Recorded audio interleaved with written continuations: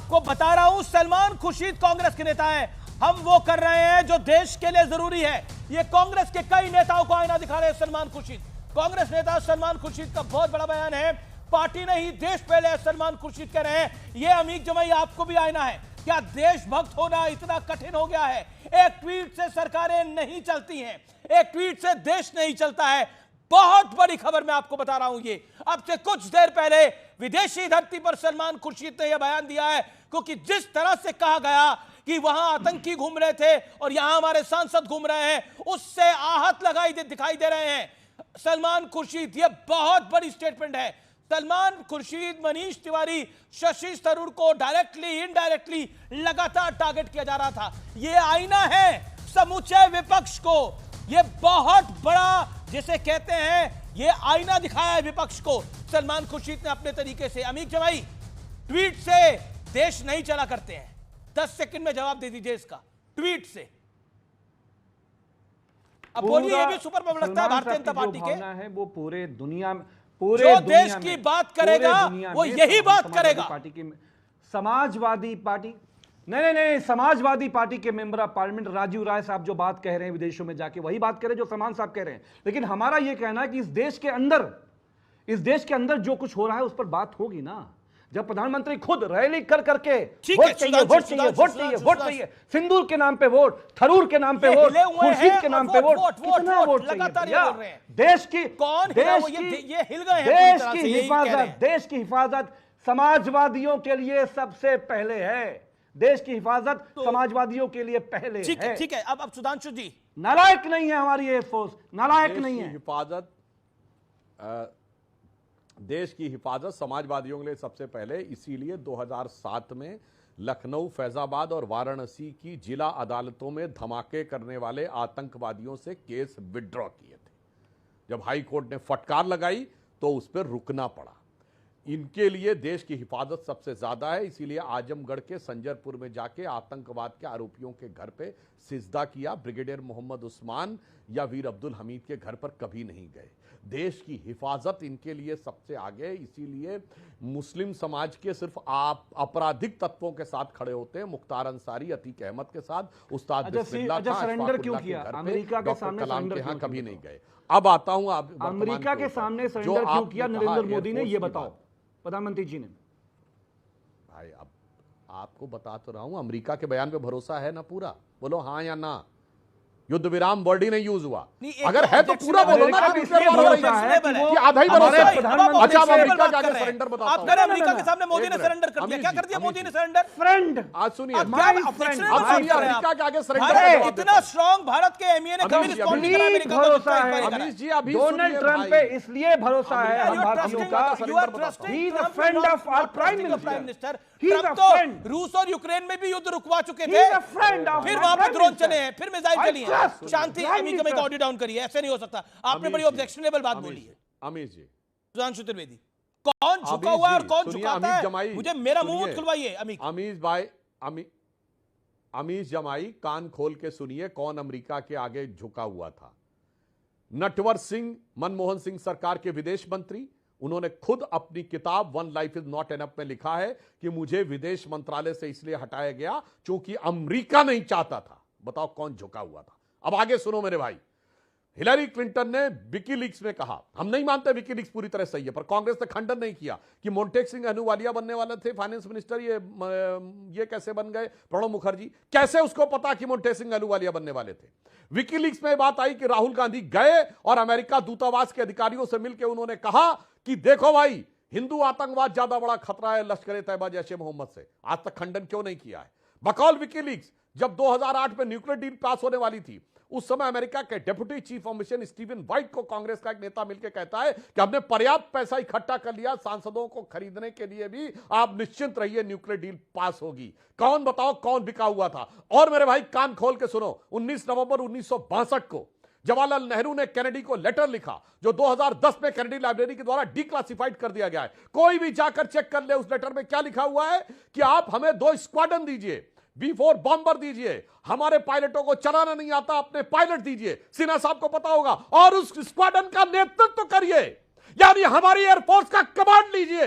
शर्म आनी चाहिए, जाके अमेरिका के आगे झुका हुआ होने की बात कर रहे हैं। ड्वाइट आइजनहावर की प्रेसिडेंशियल आर्काइव में लिखा है कि भारत से जब 1958 में पूछा गया कितने दिन में एटम बम बना सकते हैं, तो कहा 59 में। मगर चूंकि आइजनहावर ने कहा एटम फॉर पीस है, तो नेहरू ने कहा नहीं बताएंगे। मैं फिर कोट करके कह रहा हूं, 19 नवंबर 1962 जवाहरलाल नेहरू ने अमेरिका को लेटर लिखा, जो कैनेडी लाइब्रेरी द्वारा 2010 में डिक्लासिफाइड किया गया है। भारत के राजदूत जो उस समय थे, उन्होंने अपने मेमोयर में लिखा, मुझे शर्म आ रही थी वो लेटर देते हुए। मेरे भाई और किस किस के आगे बिके थे, तो केजीबी से पैसा आता था कांग्रेस पार्टी को। मित्रों, Keynes archive KGB in the world part 2 में कोई जाके देख ले। अच्छा, डोनाल्ड ट्रंप की हार पे क्रिमिनल से चर्चा हुई और किसकी, छोड़िए बहुत बहुत डिटेल है। इसीलिए हमारे किसी ने, हम तो कह रहे ट्रंप की बात पे भरोसा करो तो न्यूक्लियर वार होने वाली थी।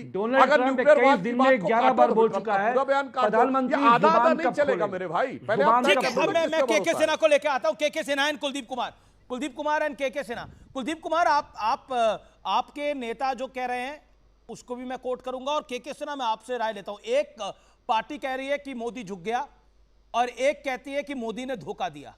मैं नाम नहीं बता रहा, लेकिन यह है। और एक पार्टी कह रही है कि पूरी डिटेल सार्वजनिक करो, यानी पूरी डिटेल बताओ कि कितना नुकसान हुआ है, कितने जहाज हमारे गिरे हैं। केके सिन्हा। जय हिंद अमीश जी। जय हिंद। और आपके दर्शकों को भी जय हिंद। देखिए, आपने सवाल किया है, कोई कहता है मोदी झुक गया। कहां झुक गया है? ऑपरेशन सिंदूर अभी जारी है, ये थमा है, रुका नहीं। और आपने जब देखा पूरे मरकजे सुभान अल्लाह, मरकजे तोयबा, ऐसे नौ उनकी पूरी एयर बेसेस, ये झुक गए हम। ये आपने ये देखा कि पूरी दुनिया के अंदर में किस तरह से ये चीज पहली बार आकलन हुआ है, और ये आकलन ऐसे आपके पक्ष में है जिससे आपका सीना, मेरा सीना तो बहुत चौड़ा हो जाता है उसको। अरे आपका तो हो रहा है, यहां पर कईयों के सीने स्क्वीज हो गए हैं ऑपरेशन सिंदूर के बाद। देखिए, उनसे मैं एक सवाल करता हूं। ऑपरेशन सिंदूर के जवाब में पाकिस्तान ने चलाया था ऑपरेशन बुनियाल उल भरूस। यह एक कुरानिक वर्ड है, शीशे की पिलाई हुई दीवार, उसको तो चकनाचूर कर दिया। इसमें यदि जो लोग इसको अपोज कर रहे हैं, इसके बारे में जरा बताते कि ये जो ऑपरेशन बुनियाल उल भरूस, जो इस्लामिक कुरानिक वर्ड है, उसको जो ध्वस्त कर दिया आपने, तो कहां सीना आप ये कहते हैं बहुत ही झुक गया। उसके लीडरशिप के दौरान ये हुआ ना।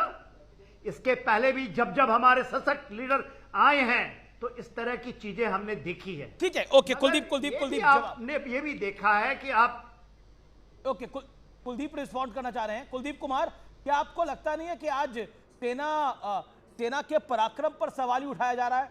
मोदी झुक गया, मोदी ने धोखा दे दिया, लड़ तो सेना ही रही थी ना।